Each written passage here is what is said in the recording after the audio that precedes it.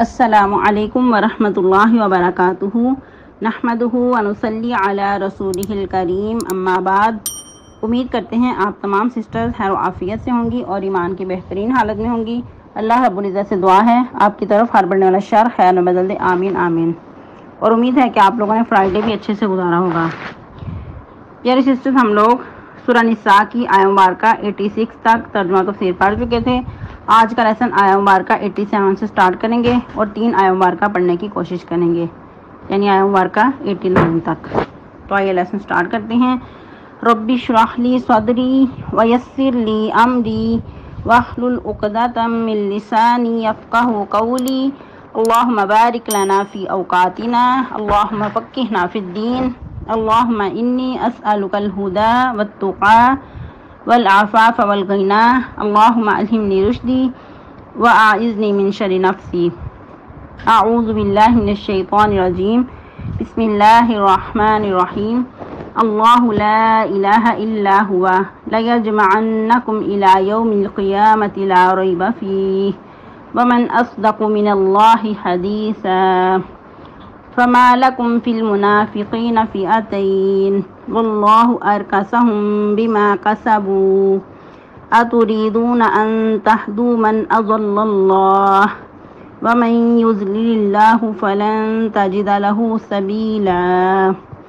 ودوا لو تکفرون کما کفروا فتکونون سواء فلا تتخذوا منهم اولیاء حتى يهاجروا في سبيل الله فإن تولوا فخذوهم واقتلوهم حيث وجدتموهم ولا تتخذوا منهم وليا ولا نصيرا۔ ٹرانسلیشن: اللہ لا الہ الا ہو، وہ اللہ کہ اس کے علاوہ کوئی الہ نہیں ہے۔ لا یجمعنکم، البتہ وہ تمہیں اکٹھا کرے گا، الی یوم القیامۃ، قیامت کے دن، لا ریب فیہ، نہیں شک اس میں، ومن اصدق من اللہ حدیثا، اور اللہ سے بڑھ کر بات کا سچا کون ہو سکتا ہے۔ فما لکم فی المنافقین، تو کیا ہے تمہارے لیے کہ تم منافقین کے بارے میں فئتین، 2 گروہ ہو رہے ہو۔ واللہ ارکسہم بما کسبوا، اور اللہ نے ان کو عمدہ کر دیا ہے ان کی کمائی کی وجہ سے، یعنی کہ جو کچھ ان کے ہاتھوں نے آگے بھیجا ہے۔ اتریدون، کیا تم چاہتے ہو، ان تہدوا، یہ کہ تم ہدایت دو، من اضل اللہ، جس کو اللہ نے گمراہ رہنے دیا، ومن یضلل اللہ، اور جس کو اللہ گمراہ رہنے دے، فلن تجد لہ سبیلا، تو ہرگز نہیں پائے گا تو اس کے لیے کوئی راہ۔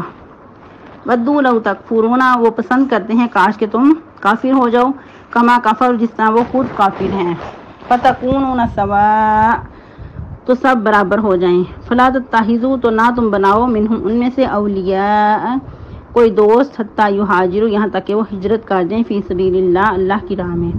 فإن تولوا، بس اگر وہ منہ موڑ لیں، فخذوہم، تو پکڑ لو ان کو، واقتلوہم، اور انہیں قتل کر دو، حیث وجدتموہم، جہاں کہیں تم انہیں پاؤ، ولا تتخذوا، اور نہ تم بناؤ، منہم، ان میں سے، ولین، کوئی دوست، ولا نصیرا، اور نہ کوئی مددگار۔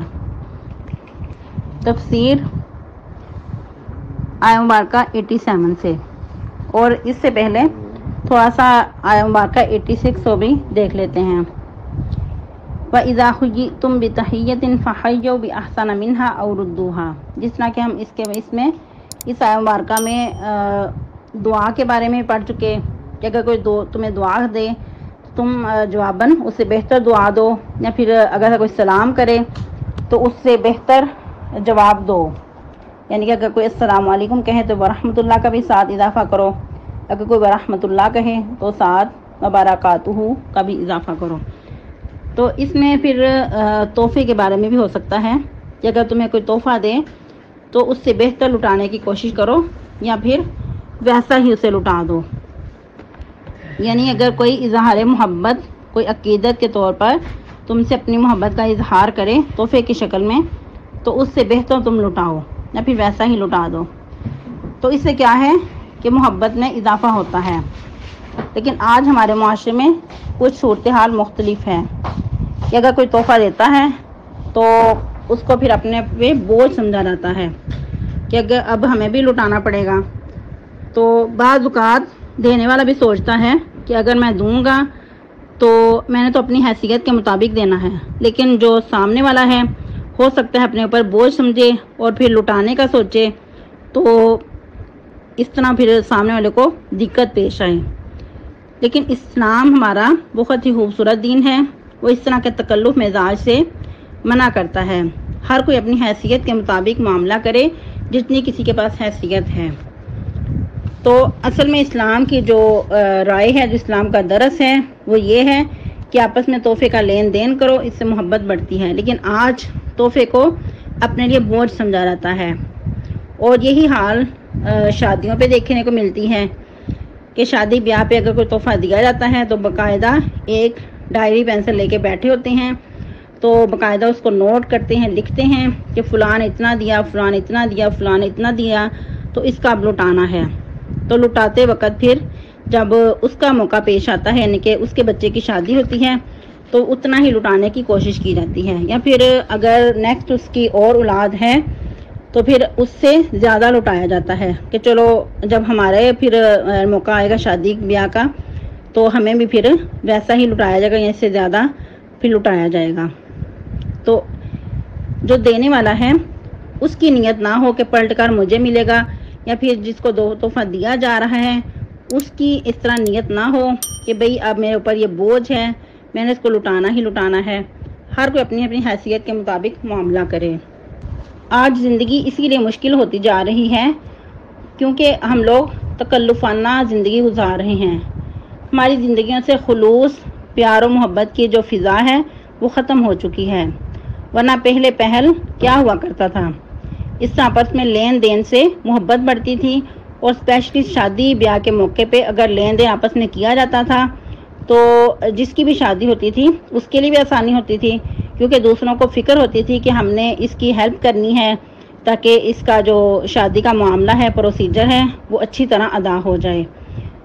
तो नेक्स्ट फिर जब किसी और की शादी का मौका आता तो फिर दूसरों को भी फ़िक्र होती थी कि हमने इसकी हेल्प करनी है ताकि इसका जो शादी का मामला है सारा अच्छी तरह पूरा हो जाए।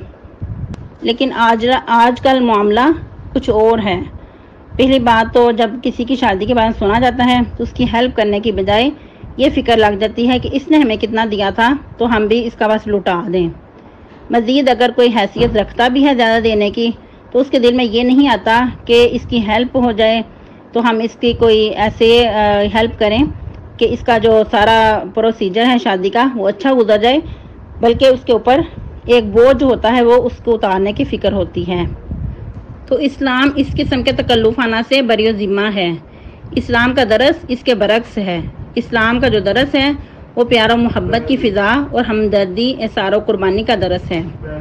तो हमें चाहिए कि हम अगर दूसरे को कुछ देना चाहते हैं तो इसलिए दें कि इससे प्यार और मोहब्बत की फ़िज़ा कायम हो, और अगर इतनी हैसियत हम रखते हैं कि दूसरे की हेल्प हो जाए तो फिर ज़रूर आगे बढ़कर हेल्प करें। और इसमें दूसरे की हौसला अफजाई भी हम कर सकते हैं कि ये तुम्हें मैं तोहफ़ा दे रहा हूँ, ना कि तुम्हारे ऊपर ये इस किस्म का बोझ डाल रहा हूँ कि नेक्स्ट तुम्हें मुझे लुटाने की फ़िक्र हो। ये तुम्हें मैं अल्लाह के लिए दे रहा हूँ, तो अल्लाह से ही इसके अजर की उम्मीद है। इसके बारे में ज़रूर आप लोग भी गौर व फिक्र कीजिएगा। हर कोई अपनी हैसियत के मुताबिक दूसरे के साथ मामला करे। तो नेक्स्ट आगे बढ़ते हैं, आज के लेसन की तरफ चलते हैं। मज़ीद अल्लाह रब्बुल इज़्ज़त फरमा रहे हैं आया मुबारका 87 में कि वो अल्लाह कि उसके सिवा कोई इलाह नहीं, यानी कि अल्लाह ताला अपनी पहचान करवा रहे हैं कि जो भी मामला तुम्हारी तरफ अरसाल किए जा रहे हैं, अहकाम व मसाइल, ये अल्लाह ताला की तरफ से नाजिल करता हैं कि उस अल्लाह के सिवा कोई माबूद नहीं। तो अल्लाह ताला फिर क़यामत का भी तुम्हें याद दिला कर रहे हैं कि वो तुम्हें क़यामत के दिन इकट्ठा करेगा कि जिसके आने में कोई भी शक नहीं। क्योंकि इंसान बाज़ औक़ात दुनिया वालों को दिखाने के लिए मामलात करता है दूसरे के साथ, तो याद रखिए कि उस दिन से भी डरो कि क़यामत का दिन आने वाला है और हिसाब किताब होगा। तो अगर तुमने अल्लाह के लिए सारा कुछ किया होगा तो यकीनन तुम्हें अल्लाह ताला उसका अच्छा बदला देंगे। फिर अल्लाह ताला फरमा रहे हैं कि उसके आने में कोई शक नहीं, तो ये अल्लाह ताला की तरफ से है। तो याद रखो कि अल्लाह से बढ़कर बात का सच्चा कौन हो सकता है।